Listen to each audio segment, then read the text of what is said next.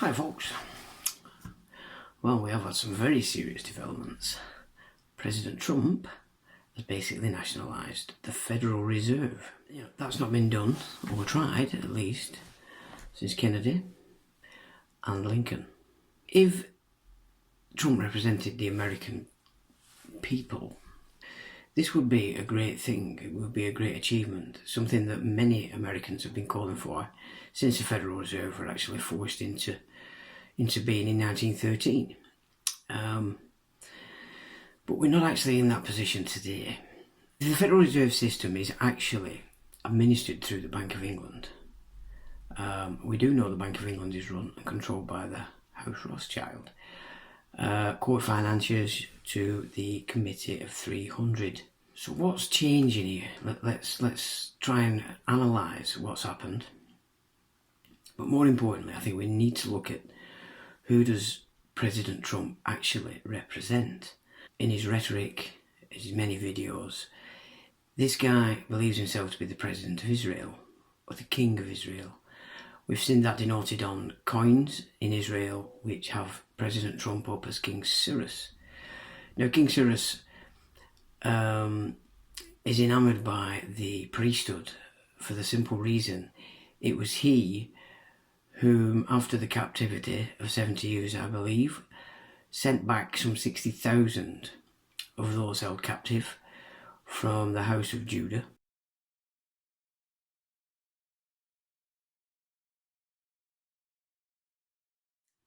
The Judeans, they weren't the Israelites, of course. The Israelites had the north of Israel. The Judeans, or the tribe of Judah, they had the southern part and were always in rebellion against the north of what was called Israel. So clearly the Judeans are not in any way a part of Israel. So we're dealing with a temple built from within Babylon. It was also run by priests from Babylon, said to be the Levites. They held dear not the Torah or the Old Testament, but they held what was called the laws of man as over and above the Torah itself, which is the written law. Now the Talmud, as it became, when it was codified and written in around 400 AD, is the body of works that are controlling the priesthood that control Israel. Today we see that as Chabad Lubavitch, who completely control President Putin also.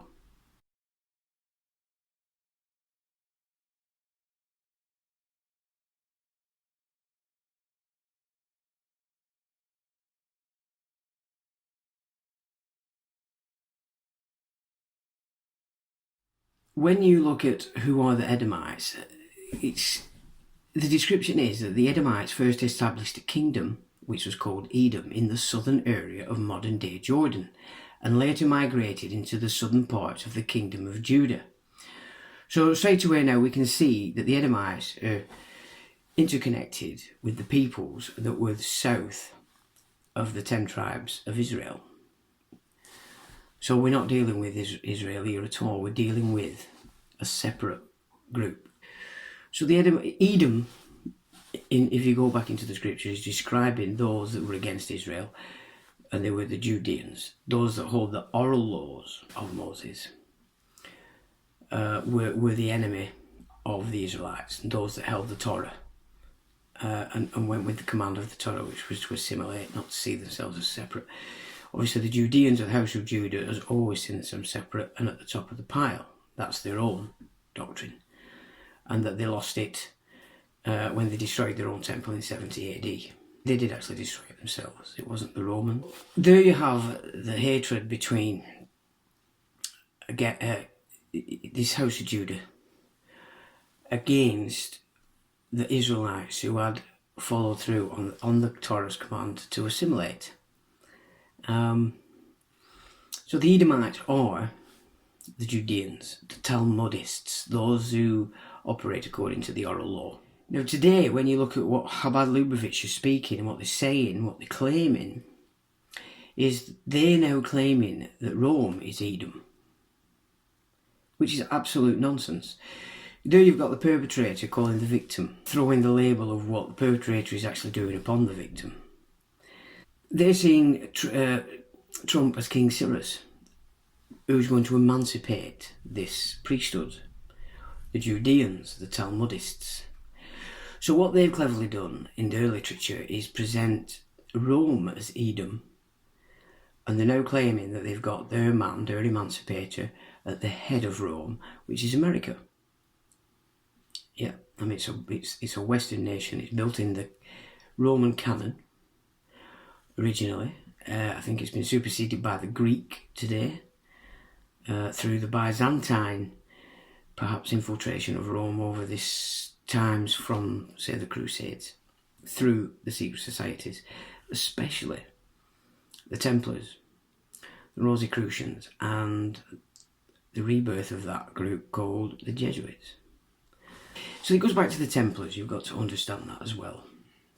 They were the Knights of the Temple.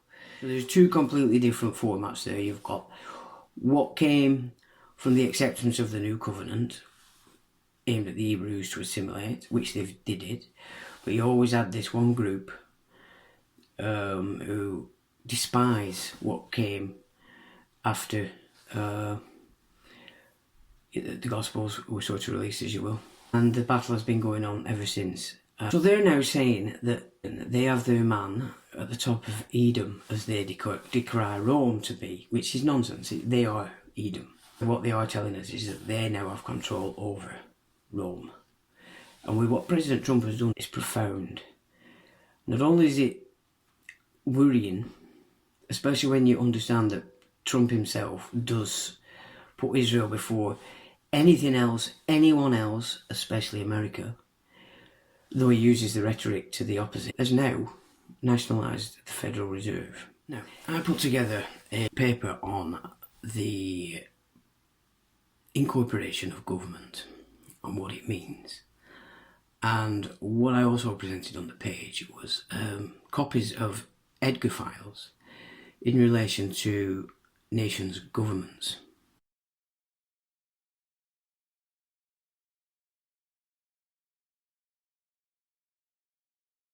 The data gathering, analysis and retrieval database for the Securities and Exchange Commission. They're all held within that database, and it says it's to promote full public disclosure, and it protects investors against fraudulent and manipulative practices in the market and monitors corporate takeover actions in the United States. It also approves registration statements for book runners among underwriting firms. Now, this piece of kit is big. It says independent of the federal government, but it was formed in 1934 after the Great Recession to try and bring a bit more confidence in the markets again. So Trump has nationalised the Federal Reserve. He's in full control of the American military. And he's also in control of the Securities and Exchange Commission, because the president is the man who commissions those to the Securities and Exchange Commission to operate it. As a division of corporate finance, as a division of enforcement, a division of investment management, a division of economic and risk analysis, and a division of trading and markets. So all those positions, the president actually chooses who is going in. So Trump has basically put all his men in the banking network that makes up the Federal Reserve System. He's also the man putting everybody in the judiciary now. He's put his own judges in all the main courts. And he's now also in full control of the Securities and Exchange Commission, which has all your governments listed as securities for exchange. So the Securities and Exchange Commission is headed by 5 commissioners who are appointed by the President, one of whom is designated as chairman. Each commissioner's term lasts 5 years, but they may serve for an additional 18 months until a replacement is found. To promote non-partisanship, the law requires that no more than 3 of the 5 commissioners come from the same political party. Now, there you can see the first signs of collusion between the political parties in America, and that perhaps this great fantasy that's been dragged from the cauldron of Democrats hating Republicans and vice versa is just a smokescreen, because all parties are working to this power grab now. It's absolutely ridiculous that this is going on, and people still do not understand the fact that the $6 trillion that they've now put forward by the Federal Reserve is only for banks and corporations. It is not for you, though it is.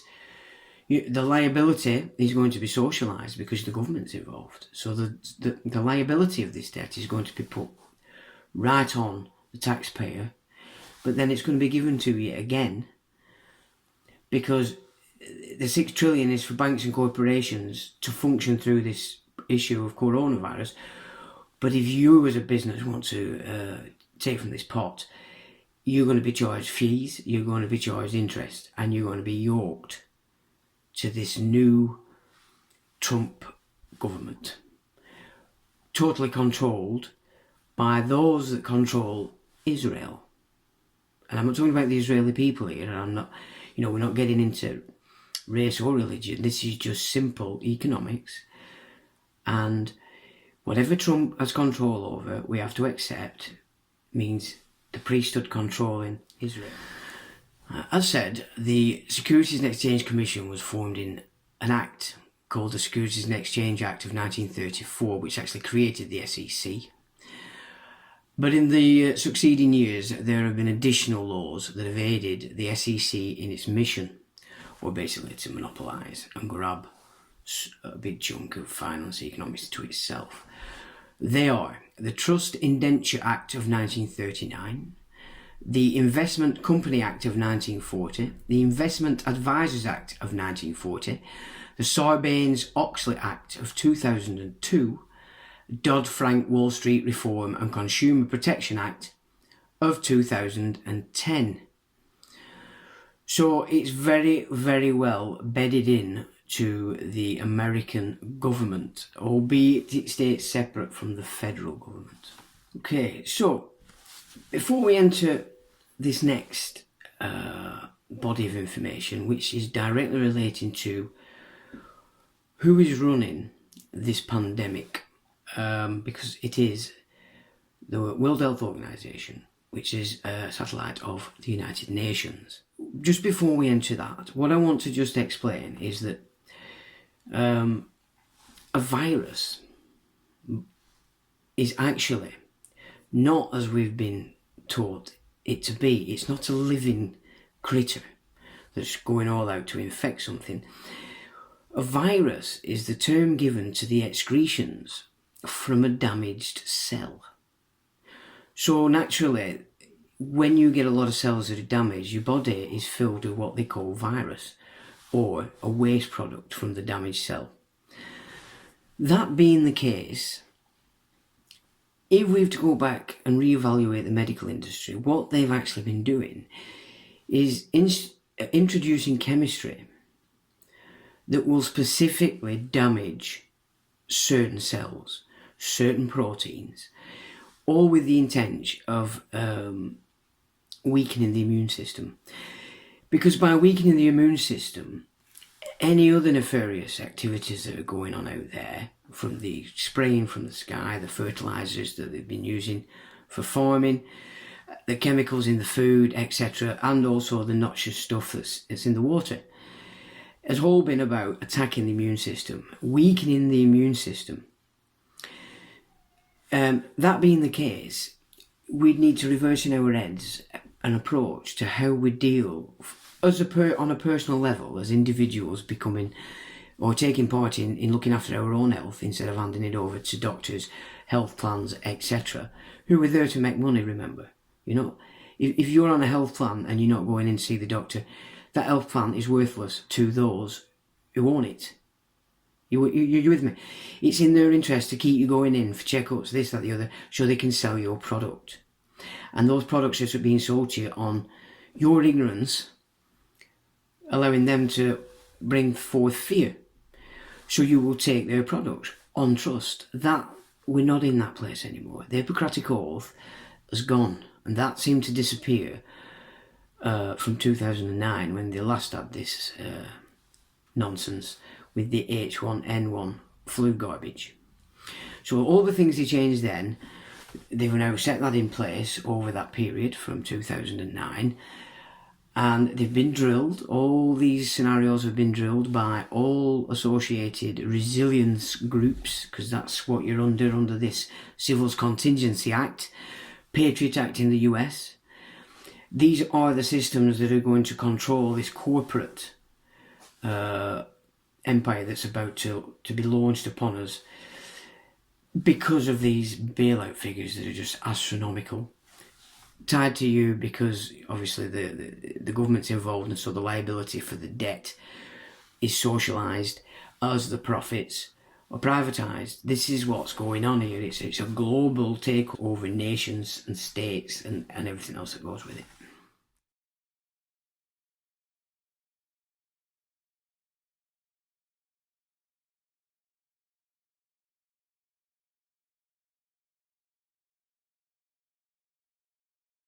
Tedros, as well as being the first World Health Organization director without a medical degree, also has somewhat of a political background.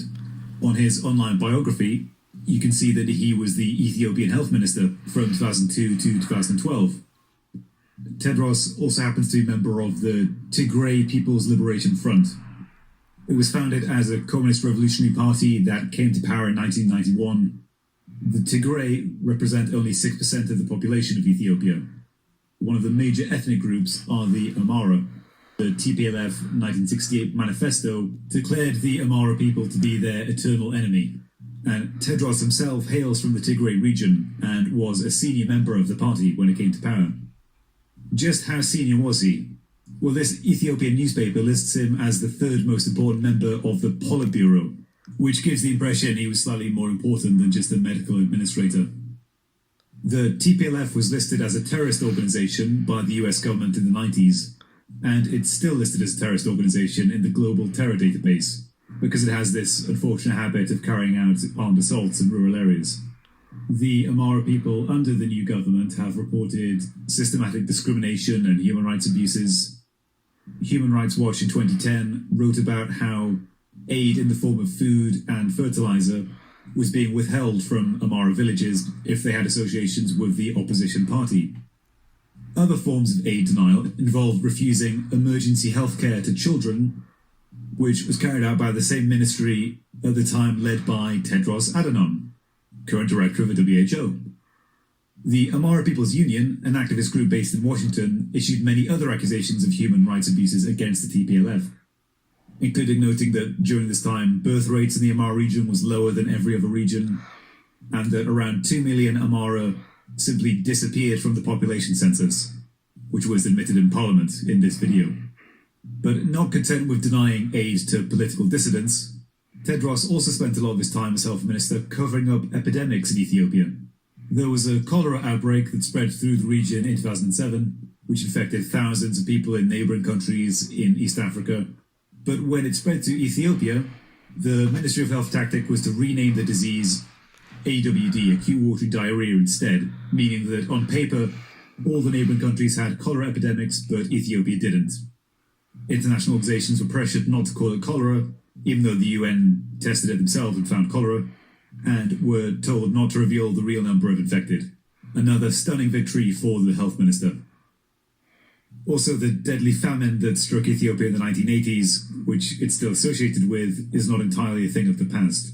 The WHO itself, in its reports, after pages and pages of gushing reviews on how great Ethiopia's health sector is, admitted in 2016 that at least 8.6 million people in rural Ethiopia still needed food aid to survive, and said that the situation had barely improved for 4 years. So that after the end of Tedros' illustrious term as health minister, he could boast a mere 8% of the population that would starve to death without foreign aid.